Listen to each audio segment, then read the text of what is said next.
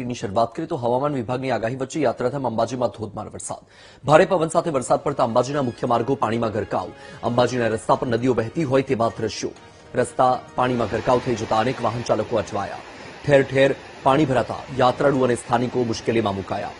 હવામાન વિભાગે ગુજરાતમાં ભારે વરસાદની આગાહી કરી છે. તો એક તરફ રાજ્યમાં ભારે વરસાદની આગાહી કરવામાં આવી છે અને તેની વચ્ચે અંબાજીમાં વરસાદનું આગમન થઈ ગયું છે. અંબાજીમાં ધોધમાર વરસાદ પડ્યો.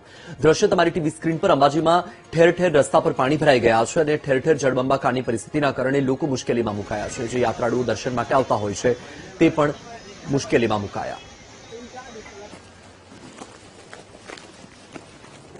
યાત્રાધામ અંબાજી ખાતે જે બનાસકાંઠા જિલ્લામાં વરસાદની આગાહી હતી ત્યારબાદ અંબાજીમાં ભારે વરસાદ શરૂ થઈ ગયો છે. 15 મિનિટના વરસાદ બાદ આપ જોઈ શકો છો અંબાજીના જે જોડતા માર્ગો જે છે તેના ઉપર પાણી ફરી વળ્યું છે.